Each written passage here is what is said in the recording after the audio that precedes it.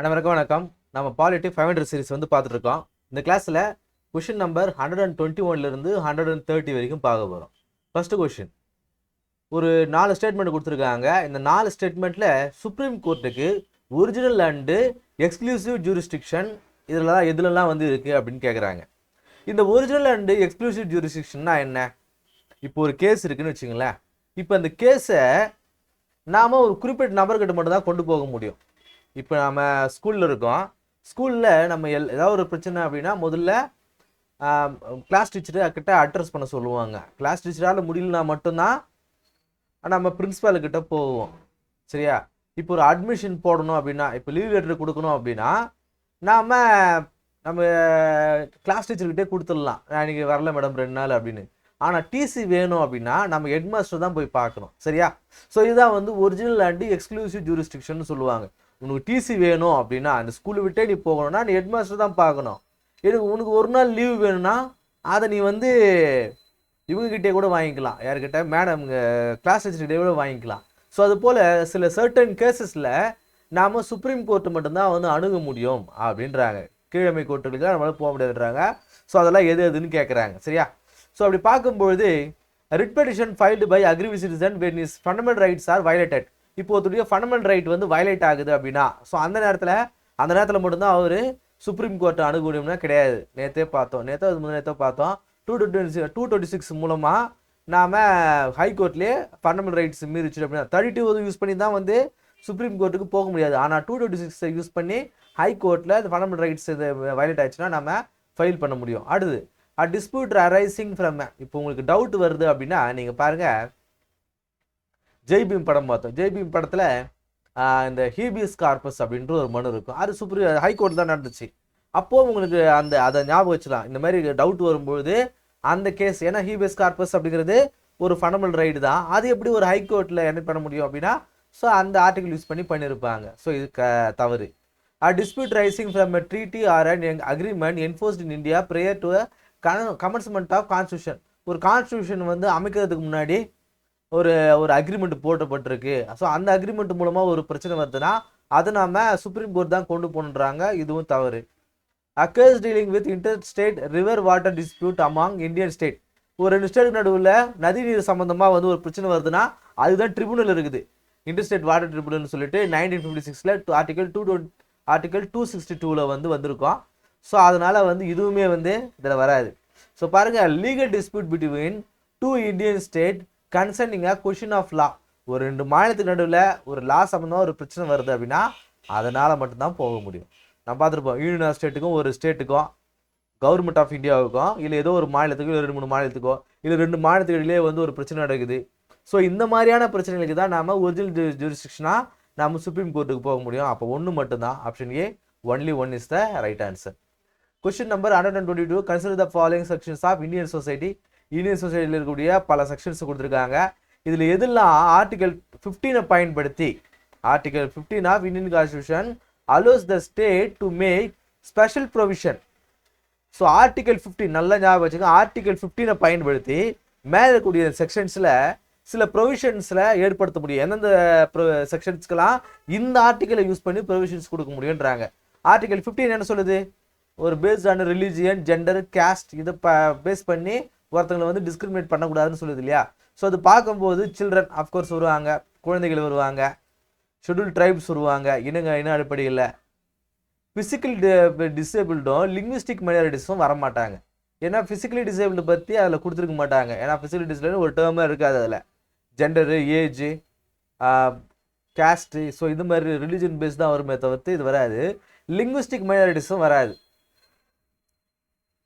மொழி சிறுபான்மைகளுக்காக அவங்களுக்காக இதில் சொல்லியிருக்கணும்னு சொல்லிட்டு அதை கொடுத்துருக்க மாட்டாங்க. அப்போ 2 மட்டும்தான், option B, only 2 is the right answer. நல்லா பார்த்துங்க, ஆர்டிகல் 15 பேஸ் பண்ணி. Question number 123, consider the following options with reference to fundamental rights குறித்து கேட்டிருக்காங்க. ஃபண்டமெண்டல் ரைட்ஸ் குறித்து ஸோ மேலே இருக்கக்கூடிய இந்த ரைட்ஸ் எல்லாம் how many of the above rights are available to citizens against both state and private person. இப்போது 2 நமக்கு fundamental rights வந்து கொடுத்துருக்காங்க.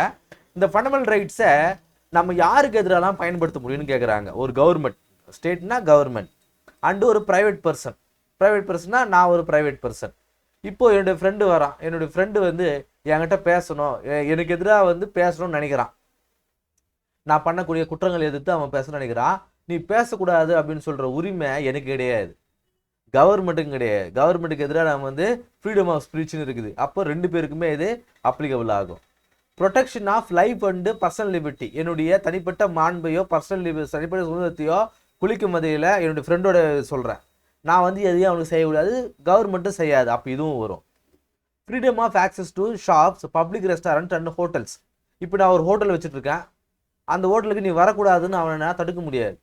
இப்போ காக்கா முட்டைன்னு ஒரு படம் பார்த்தோம். அந்த காக்கா அந்த ஹோட்டலுக்குள்ள அந்த சின்ன பசங்களும் ஹோட்டலுக்கு போய் சாப்பிட முடியாதுன்னு அவங்கள வந்து டிஸ்கிரிமினேட் பண்ணதுனால தானே அவங்க மேலே வந்து சட்டம் பாஞ்சிருக்கும். ஸோ அப்போ ஃப்ரீடம் ஆஃப் ஆக்சஸ் அப்படிங்கிறது சரிதான், ரெண்டு பேருக்குமே வரும். கவர்மெண்ட் வச்சுக்கிற ஹோட்டலுக்கு மட்டும் தான் நீ போகணும், இங்கே வந்து நீ வரக்கூடாதுன்னு டிஸ்கிரிமினேட் பண்ணக்கூடாது இல்லையா? ஸோ அதை சொல்கிறாங்க. ஃப்ரீடம் அகைன்ஸ்ட் ஃபோர்ஸ்டு லேபர், நான் வந்து அவன் என்னோட ஃப்ரெண்டு வந்து கட்டாயப்படுத்தி நீ இப்படி தான் வேலை செய்யணும்னு ஃபோர்ஸ் பண்ண முடியாது, கவர்மெண்ட்டும் ஃபோர்ஸ் பண்ண முடியாது. அப்போ இதுவும் சரிதான். அப்போ நாலுமே வந்து போத் சிட்டிசன் அண்ட் ஸ்டேட் அப்படிங்கிறது சரி. Option D is the right answer. Question number 124, consider the following aspect of rule of law. Rule ஆஃப்னா என்ன? சட்டத்தின் ஆட்சி.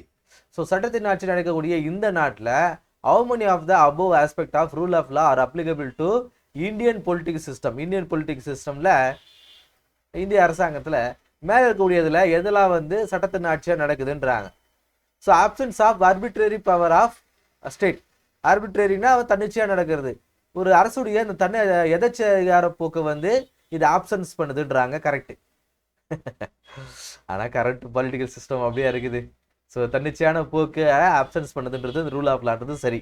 ஈக்குவாலிட்டி பிஃபோர் லான்றதும் இதுவும் சரி. சட்டத்தின் முன்பு அனைவரும் சமன்றதும் சரி. Primacy of rights of individual, meaning the constitution is result of rights of இண்டிவிஜுவல்ன்றாங்க. அதாவது ஒரு தனிப்பட்ட மனிதருடைய சுதந்திரத்தின் அடிப்படையில் தான் வந்து கான்ஸ்டியூஷன் உருவானதுன்றாங்க. கிடையாது, கான்ஸ்டியூஷன் உருவாகி தான் சில நபர்களுக்கு வந்து உரிமையை கொடுத்ததை தவிர்த்து தனிப்பட்ட உரிமைகளின் அடிப்படையில் சட்டம் வந்து உருவாகலை. ஸோ இது வந்து தவறு. ஸோ ரெண்டு மட்டும் தான் சரி. Option B only 2 is the right answer. Question number 125, with reference to advisory jurisdiction of supreme court on matters arising out of any pre constitutional treaty or agreement, consider the following statement. Pre கான்ஸ்டியூஷன்லாம் என்ன? Constitution எழுதப்படுறதுக்கு முன்னாடி சில அக்ரிமெண்ட்லாம் நம்ம போட்டிருப்போம். Government ஆனது ஏதோ ஒரு சட்டம் கொண்டு வந்திருப்பாங்க. ஸோ இந்த சட்டத்தின் அடிப்படையில் ஒரு ட்ரீட்டி ஆனது அதன் அடிப்படையில் ஒரு ப்ராப்ளம் ரைஸ் ஆகி வருது அப்படின்னா, கரெக்டாக இப்போ வந்து ஒரு சட்டம் 1950 தான் வந்து சட்டமானது எனக்ட் ஆகி வருது, என்ஃபோர்ஸிங் வருது. 1945 நான் கவர்மெண்ட் ஆஃப் இந்தியா, அப்போ இருந்த பிரிட்டிஷ் கவர்மெண்ட்டோட நான் வந்து அக்ரிமெண்ட் போடுறேன்.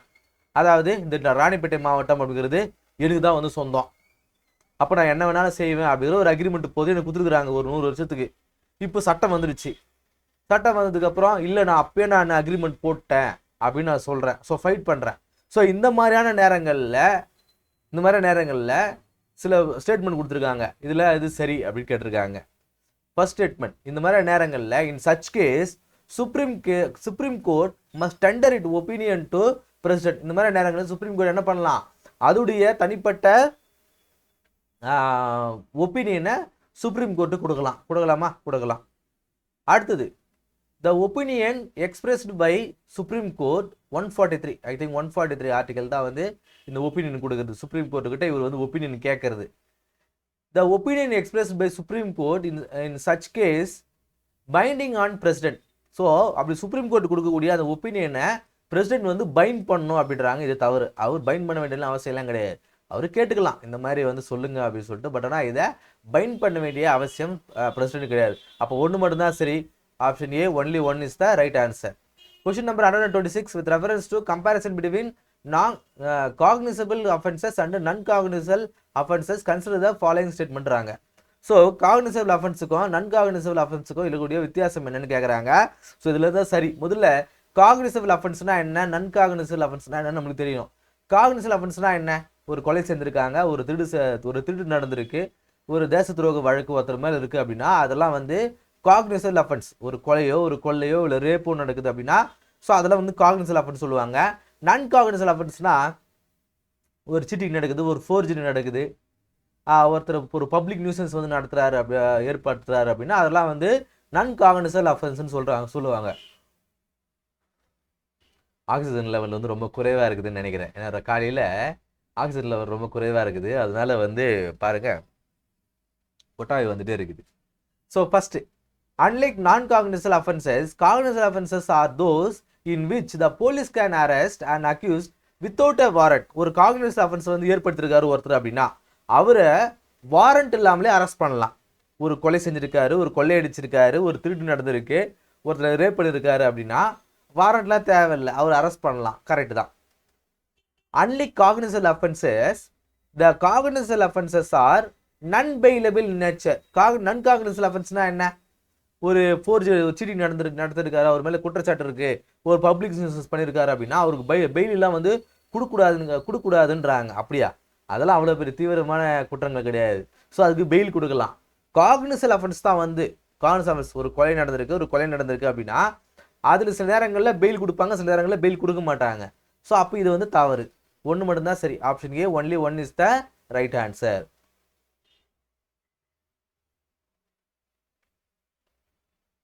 Question number 127. Consider the following statement. Usage of Padmashri as a suffix or prefix to the name of the awardee is permitted in India. ஒரு பத்மஸ்ரீ அவார்டு வாங்கியிருக்காரு, அவர் பேருக்கு பின்னாடியோ முன்னாடியோ போட்டுக்கலாம். இது வந்து இந்தியாவில் பர்மிட்டட் அப்படின்றாங்க. அப்படி கிடையாது, இந்தியாவில் பர்மிட்டட் கிடையாது. Using a Padmashri in a name, prefix or suffix, it is not permitted in India. ஆனால் நிறைய திரைப்படங்கள் நம்ம பார்க்குறோம், பத்மஸ்ரீ வாங்கியிருக்காரு அப்படின்னு சொல்லிட்டு போடுறாங்க. ஸோ அதை யூஸ் பண்ணக்கூடாது. ரெண்டாவது statement, Padmashri is not considered a title under the provisions of Article 18 of the Constitution of India. Article 18 என்ன சொல்லும்? ஸோ யாரும் வந்து தன்னுடைய பேருக்கு முன்னாடியோ பின்னாடியோ வந்து டைட்டிலில் போட்டுக்கூடாது, ஸோ சாதி பேர்களை போட்டுக்கூடாதுன்னு சொல்லிட்டு அது சொல்லுது. ஆனால் அந்த பத்மஸ்ரீ அப்படிங்கிறது it is not a title அப்படின்னு சொல்கிறாங்க. இது சரிதான். அப்போது ஸ்டேட்மெண்ட் 1 வந்து தவறு, statement 2 is right, or option D is the right answer. Question number 128. which of the following statement best reflect the understanding of judicial restraint? Judicial ரெஸ்ட்ரைண்ட்னா என்னன்னா தனக்குத்தானே ஒரு சில ரெஸ்ட்ரிக்ஷன்ஸை விதிக்கிறது. சரியா? எனக்கு நானே ஒரு வட்டத்தை வந்து அமைச்சுக்கிட்டேன் அப்படின்னுவாங்க இல்லையா? ஸோ அது போல் ஜுடிஷியல் ரெஸ்ட்ரைண்ட்னா என்ன? ஸோ அவங்களே சில லிமிடேஷன்ஸை ஃபாலோ பண்ணுறாங்க. காரணம் என்ன? இப்போ கவர்மெண்ட் ஆனது சில நேரங்கள் நம்ம பார்க்குறோம், ஜுடிஷியல் ஆக்டிவிசம்னா என்ன? ஒரு மக்களுக்கு எதிராகவோ ஒரு ப்ரோஆக்டிவ் மெஷர்ஸ், ஒரு கவர்மெண்ட் வந்து சில நடவடிக்கை எடுக்கிறாங்கன்னா அது மக்களுக்கு ரொம்ப ஆபத்தாக இருக்குதுன்னா அப்போ ஜுடிஷியல் ஆக்டிவிசம் அங்கே செயல்படும். இது ரொம்ப தவறு அப்படின்னு சொல்லிட்டு. ஆனால் கண்டினியூஸாக அது செயல்படுமானா செயல்படாது. காரணம் என்ன? ஒரு கவர்மெண்ட் ஃபங்க்ஷனரி அப்படிங்கிறத அதோடைய போக்கில் விடணும். ஸோ நம்ம பார்க்குறோம் எல்லாமே வந்து செப்பரேஷன் ஆஃப் பவர் அப்படின்னு சொல்கிறோம்.